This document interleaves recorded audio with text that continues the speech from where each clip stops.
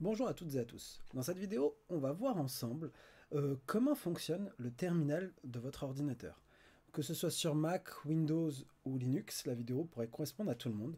Pour ceux qui sont sous Mac et Linux, vous avez par défaut un terminal qui fait très bien le travail. Vous pouvez les pimper, vous pouvez les augmenter, mais celui de base fait déjà le travail, donc vous n'avez pas trop grand chose à changer, il suffit juste de lancer le terminal sur votre ordinateur.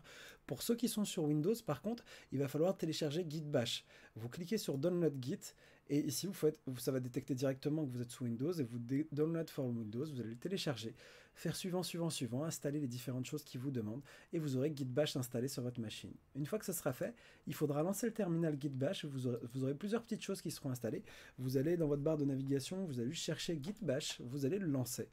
Et à partir de là, vous avez de quoi travailler. En gros, ce que je vais vous montrer aujourd'hui, c'est les commandes de base qu'il vous faut pour être dev avec un terminal. On va vraiment voir les basiques. C'est tout bête. Là déjà, le premier pas qu'on pourrait faire, c'est faire un PWD.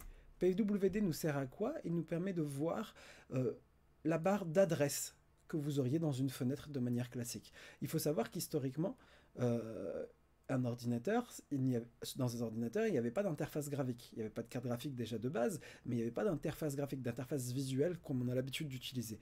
Aujourd'hui, les ordinateurs sont pour tout le monde, un peu tout le monde peut utiliser un ordinateur, mais à l'époque, il fallait avoir un certain background en informatique et il fallait connaître le langage du shell, c'est-à-dire savoir les commandes pour pouvoir les utiliser. Mais aujourd'hui, c'est devenu accessible à tout le monde. Mais quand vous rentrez dans le métier de dev, le truc qui se passe en règle générale, c'est que vous avez besoin de faire quelques manipulations sur votre shell. Et aujourd'hui, justement, je vais essayer de vous montrer les manipulations de base. Donc PWD est la première, ça vous permet de savoir dans quel dossier vous êtes. Là, je suis à la racine de mon ordinateur, dans mon dossier Home.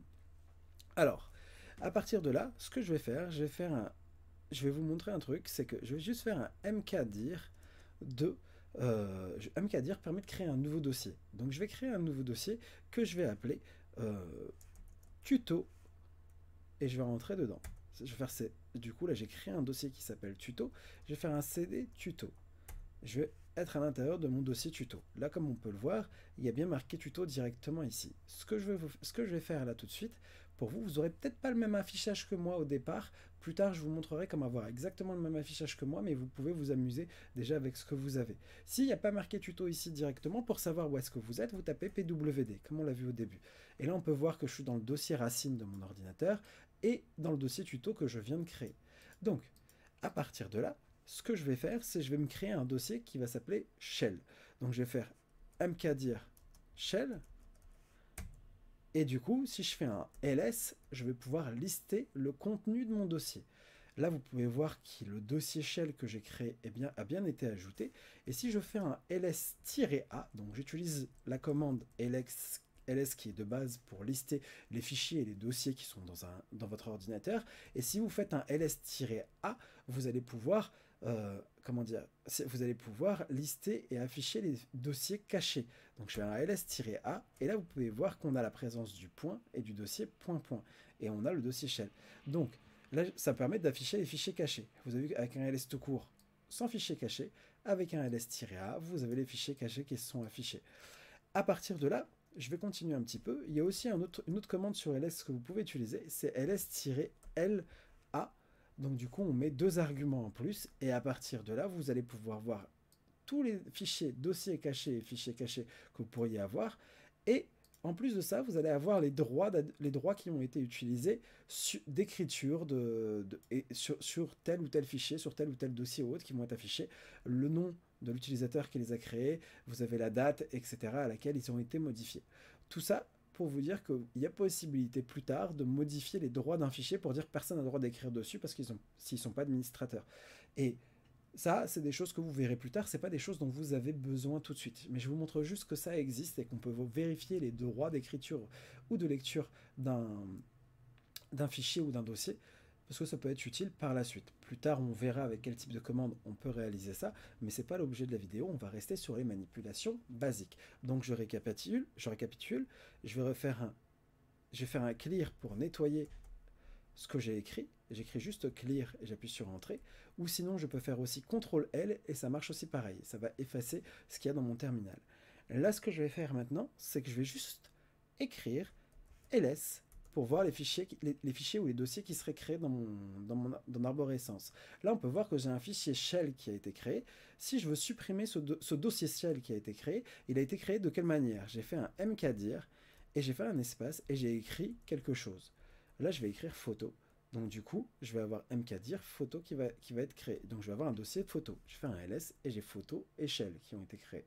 Si je veux rentrer dans le dossier photo, je vais faire un cd pour faire comme si je faisais l'action de double-cliquer sur un dossier, ou clic droit, ouvrir ou open sur le dossier en question.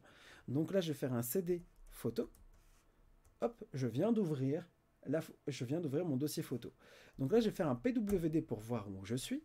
Donc on peut bien voir que je suis dans le dossier racine, tuto, photo. Là, pour l'instant, je suis très bien. Si je fais un ls, on peut voir qu'il n'y a rien à l'intérieur. Si je fais un ls-a, on peut remarquer qu'il y a toujours présence de ce fameux petit truc qui est en point et le truc qui est en point.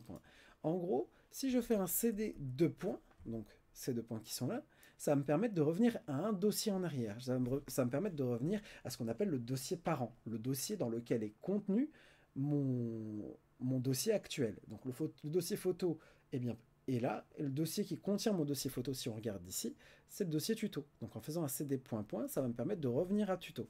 Donc j'ai pu revenir en arrière. Si je refais un pwd, ça me permet d'afficher ça. Continuons. Là, je vais retourner dans le dossier photo, je vais faire un cd photo pour rentrer à l'intérieur du dossier photo, et là, je vais mettre je vais essayer de créer deux, trois petits dossiers, 2-3 petits fichiers. Imaginons que j'ai des images. Je n'ai pas d'image là à vous présenter, mais imaginons que j'ai des images à mettre ici. Donc je vais créer des fichiers. Je vais faire touch et je vais faire image 01.png. Si je fais un ls, vous pouvez voir que ça a créé un fichier image01.png. Si on l'ouvre, il n'y aura rien dedans. Hein. C'est juste un fichier vierge de tout. Ce que je vais faire, c'est qu'à côté de ça, je vais aussi créer un autre fichier que je vais appeler index.js. C'est juste pour vous dire qu'on peut créer tout type de... oups, j'ai pas oublié d'écrire touch. Donc là, je vais rajouter touch index.js. Donc c'est juste pour vous montrer qu'on peut créer tout type de fichier. C'est-à-dire je peux créer un fichier image, je peux créer un fichier index.js, je peux créer un fichier HTML si vous faites de l'HTML sur votre machine actuellement. Donc je peux créer un fichier un peu de toutes les natures, index.html. Voilà, et j'appuie sur... J'ai oublié d'écrire touch, toujours, il faut être précis. Donc il faut que je mette touch index.sml. En gros, en écrivant touch, je dis créer un fichier index.html. Je fais un ls, et là on peut voir que j'ai bien un fichier image, j'ai bien un fichier index.html et un fichier index.js. Donc on a ces fichiers qui sont présents. Le truc, c'est que le terminal tel que vous le voyez, à l'époque, il nous permettait de faire tout ce qu'on peut faire aujourd'hui avec un ordinateur. Bon, à part, on pouvait jouer à des jeux vidéo aussi, à genre des Pong et tout ça qui était directement dans le shell, mais là, dans l'idée, on va pouvoir faire un peu tout ce qu'on peut faire dans la vraie vie, avec un ordinateur classique que vous avez l'habitude d'utiliser. Très simple. Du coup, qu'est-ce que je pourrais faire avec ça? Je vais me dire index.js et index.html, c'est pas forcément des fichiers que je voudrais avoir dans mon dossier photo. On est d'accord? Dans mon dossier photo, je vais avoir les photos de vacances, etc., etc. Donc ce que je vais faire, c'est que je vais faire un cd de points pour revenir un cran en arrière. Et là, à l'intérieur, à la racine, donc à mon dossier tuto, dans mon dossier tuto, je vais faire pwd. Vous allez pouvoir voir, j'ai tout ça. Je suis bien dans le dossier tuto, je vais faire un ls et on peut voir qu'il y a photo et shell. Je vais faire un CTRL-L pour nettoyer mon écran où je vais écrire clear directement. Je vais faire CTRL-L. Voilà. Donc là, je me retrouve avec le dossier tuto qui est vierge de tout un... qui est là. Donc là, je fais ls, j'ai le dossier photo, le dossier shell, mais j'avais à l'intérieur de ce dossier-là, si je fais un ls photo, donc pour afficher le contenu du dossier photo, je ne me déplace pas dedans, j'affiche juste le contenu qui est dans le dossier photo, on peut voir que j'ai le fichier index.html et le fichier index.js qui est là, et moi ce que je vais vouloir c'est créer un nouveau dossier qui va s'appeler site web, et je vais déplacer je vais déplacer mon premier fichier et mon second fichier directement dans le bon dossier, dans le dossier site web qu'on va créer tout de suite. Donc je crée un dossier, encore une fois, mkdir, j'ai dit site web. Si je site web, j'utilise la camel case, hein, première lettre en minuscule, et quand je rencontre un deuxième mot ou un troisième mot, je mettrai toujours une majuscule à chaque mot. Je reviendrai là-dessus plus tard dans d'autres cours.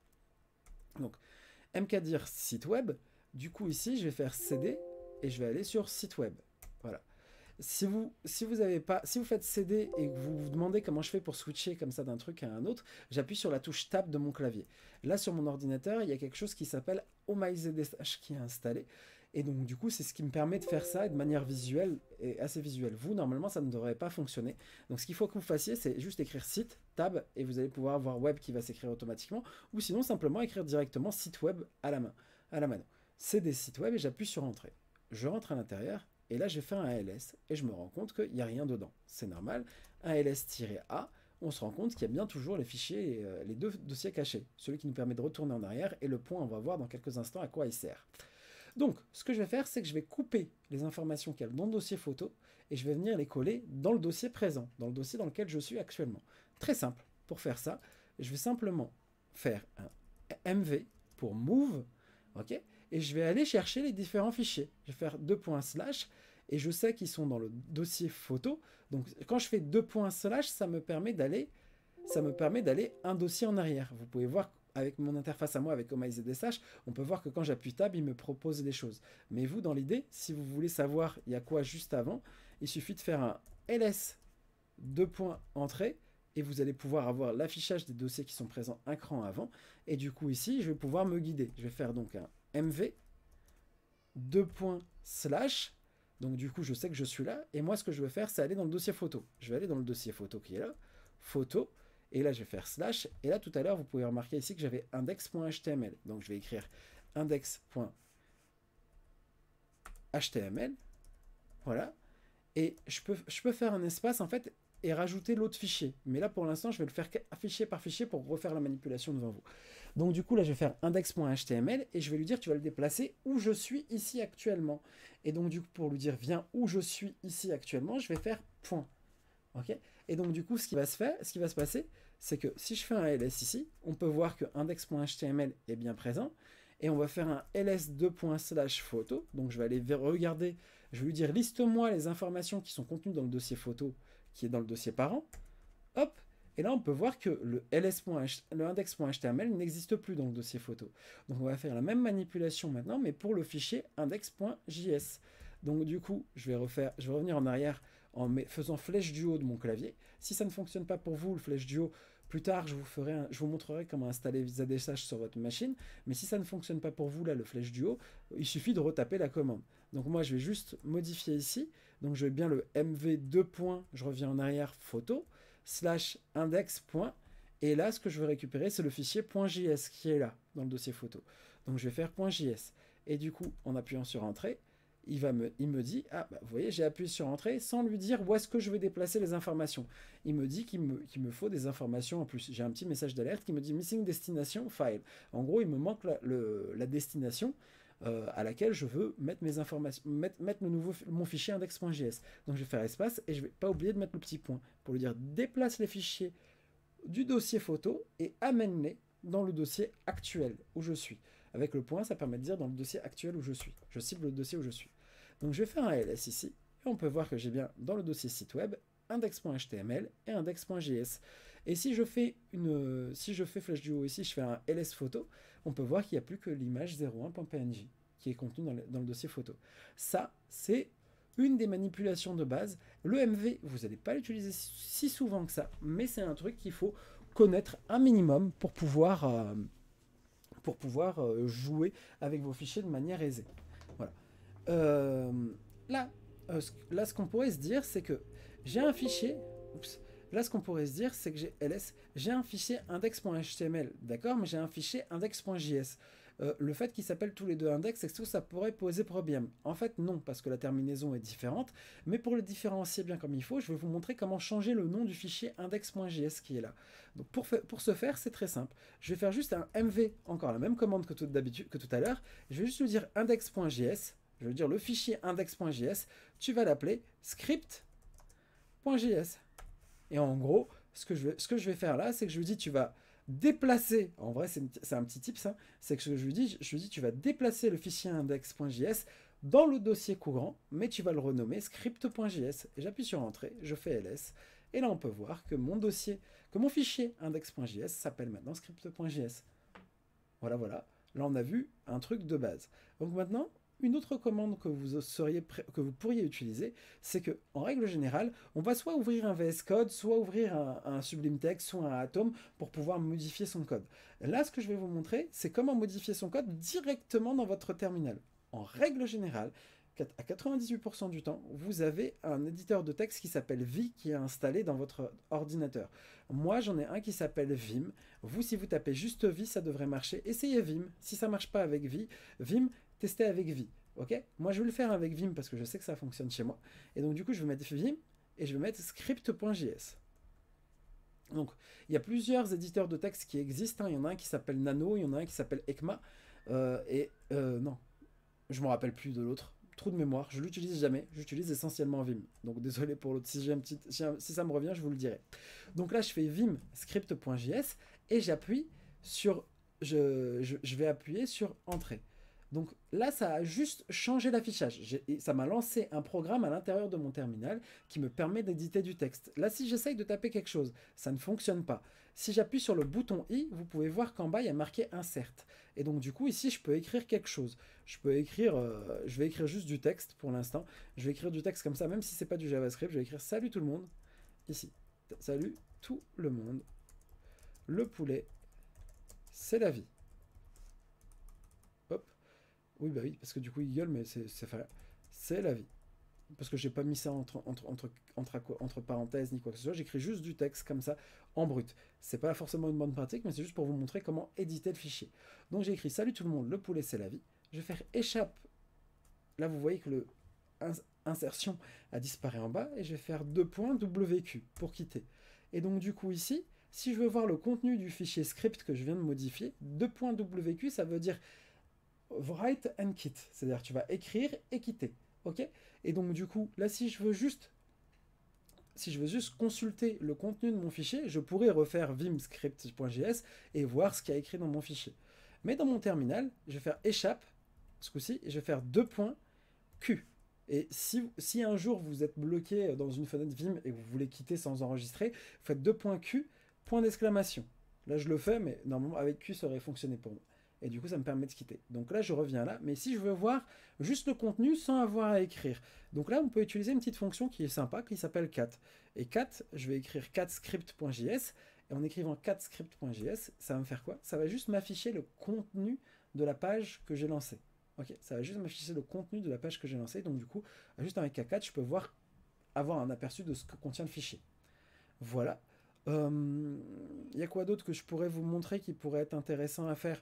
On peut copier un fichier. Vous pouvez copier des fichiers avec le CP. On a déjà vu le MV, donc le CP, c'est pas forcément utile de le voir tout de suite, mais on aurait pu le faire. Pourquoi qu'on va le faire? CP, je vais prendre le fichier script, je vais prendre le fichier index.html et je vais le copier au même endroit, mais je vais juste changer le nom. Je vais l'appeler contact.html. Et en gros, je vous dis, tu copies le fichier au même endroit avec le contact.html. Je fais ls, et là, du coup, vous pouvez voir que j'ai maintenant un fichier index.html, un fichier contact.html. Si j'aurais voulu, par exemple, je me dis que dans mon dossier image qu'on avait tout à l'heure, vous vous souvenez tout à l'heure, quand je vais faire un clear, parce que ça commence à faire beaucoup d'informations sur l'écran, je vais faire un ls Oups, j'ai coupé mes trucs. /photo. Voilà, je vais faire un ls /photo ici.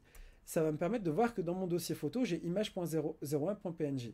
Le truc, c'est si je veux déplacer image.01.png, mais je ne veux pas le couper, je veux le copier. MV permet de couper, CP permet de copier. Donc du coup, je vais le faire avec un CP. Je vais faire CP, je vais donner la destination du fichier que je veux copier.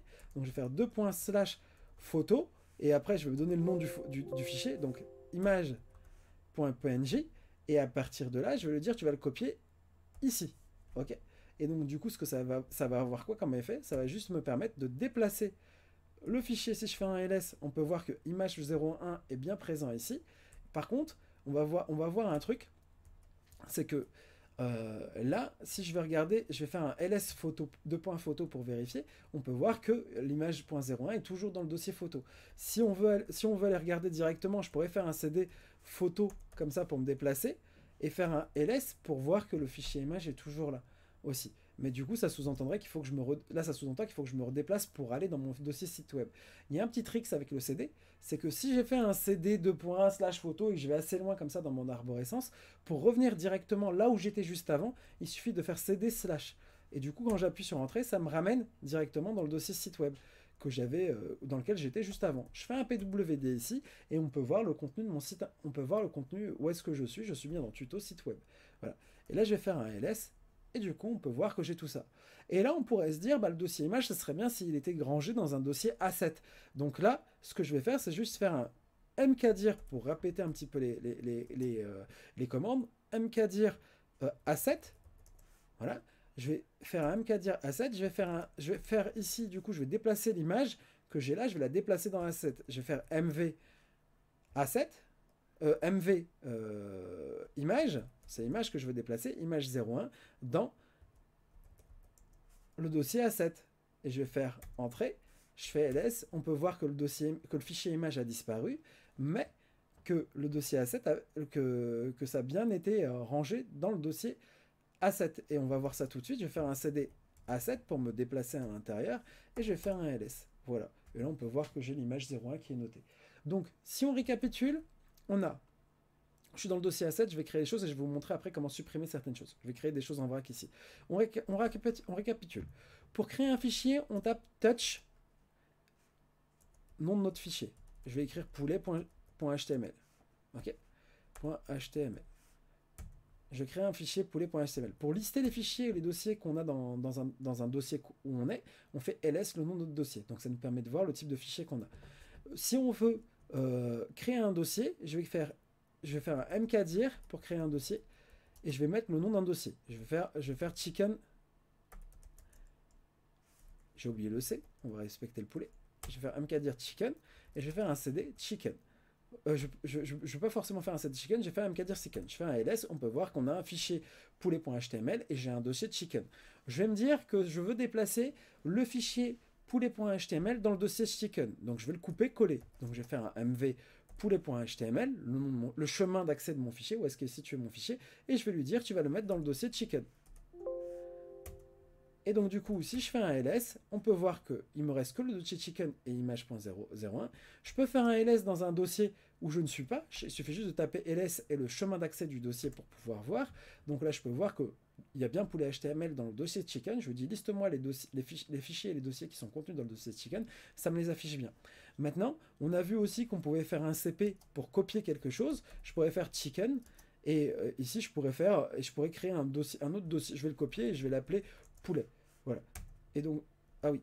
Donc du coup, c'est un R. Donc du coup, il faut regarder, il me le dit. Si je veux copier un dossier, il faut que je mette un -R. Il faut que je mette un petit argument en plus qui va être -R. Et donc du coup, je fais ça. Et si je fais un ls, on peut voir que j'ai un dossier chicken, un dossier poulet. Si je fais un ls de poulet, on va voir que j'ai bien poulet HTML dedans. Ça va bien copier le dossier et les fichiers qui étaient contenus dedans.